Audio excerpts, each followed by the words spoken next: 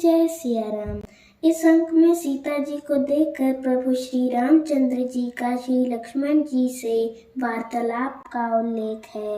कंगन किंकिनी नूपुर धुनि सुनी, कहत लखन सन राम हृदय गुनी, मानहु मदन दुंदुभि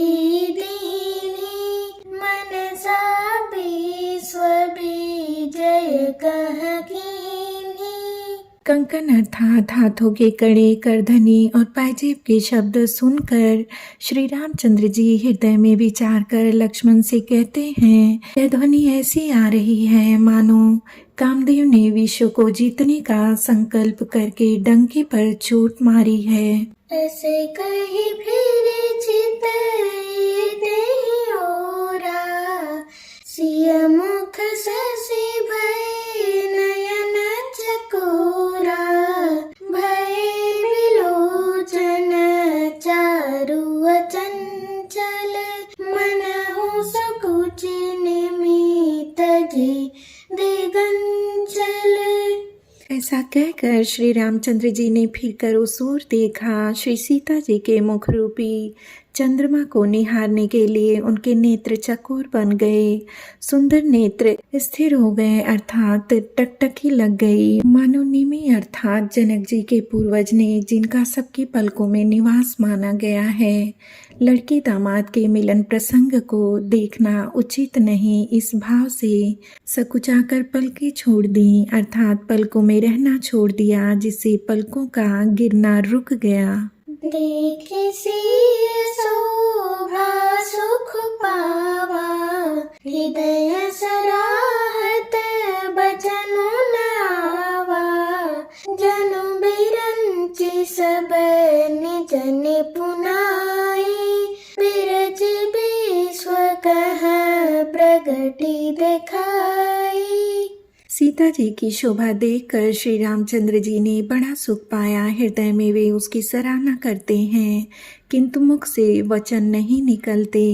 वह शोभा ऐसी अनुपम है मानो ब्रह्मा ने अपनी सारी निपुणता को मूर्तिमान कर संसार को प्रकट करके दिखा दिया हो। सुंदरता कहूँ सुंदर करई, छवि गृह दीप सीखा जन बरई, सब उपमा कबीर रहे जुठारी, की पट तरा विदेह कुमारी।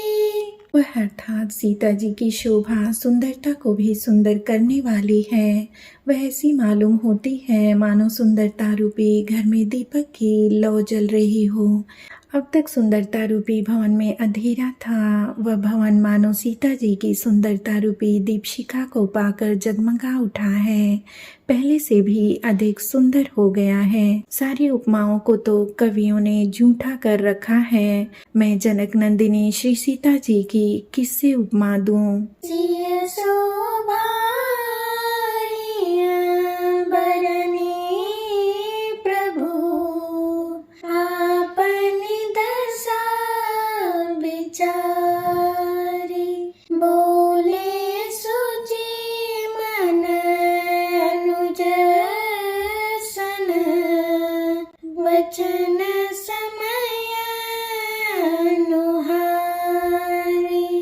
इस प्रकार हृदय में सीता जी की शोभा का वर्णन करके और अपनी दशा को विचार कर प्रभु श्री रामचंद्र जी पवित्र मन से अपने छोटे भाई लक्ष्मण से समयानुकूल वचन बोले।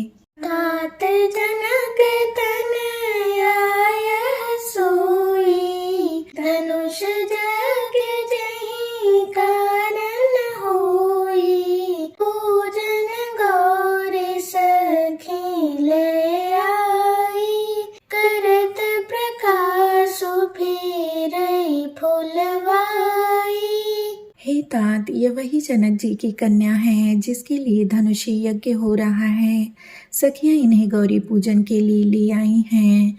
यह फुलवाड़ी में प्रकाश करती हुई फिर रही हैं। जासु विलोकिय लौकिक शोभा, सहज पुनीत मोर मनु शोभा, सो सब कारण जान विधाता, हर कहीं सुभ्रद अंग सुनु भ्राता।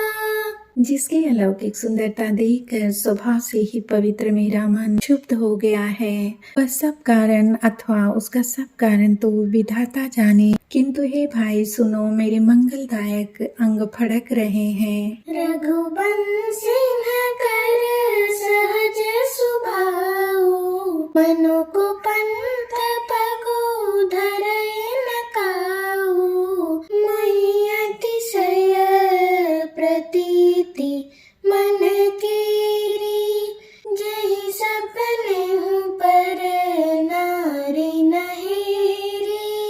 रघुवंशियों का यह सहज स्वभाव है कि उनका मन कभी कुमार्ग पर पैर नहीं रखता। मुझे तो अपने मन का अत्यंत ही विश्वास है कि जिसने स्वप्न में भी पराई स्त्री पर दृष्टि नहीं डाली है। जिन्ह कहलहि नारी पुरन पीठी, नहीं पावहि परतिय मनु डीठी, मंगन लहहि न जिन के नाही, ते नर बर थोरे जग माही।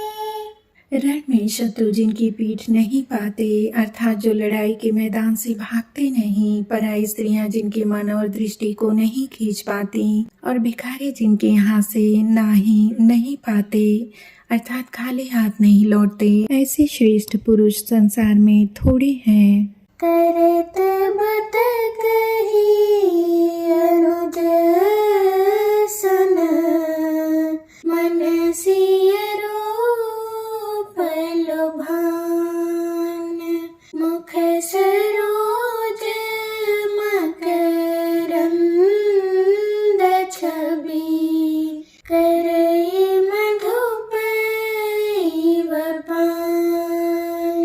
यूं श्री राम जी छोटे भाई से बातें कर रहे हैं, पर मन सीता जी के रूप में लुभाया हुआ उनके मुख रूपी कमल के छवि रूप मकरंद रस को भौरे की तरह पी रहा है।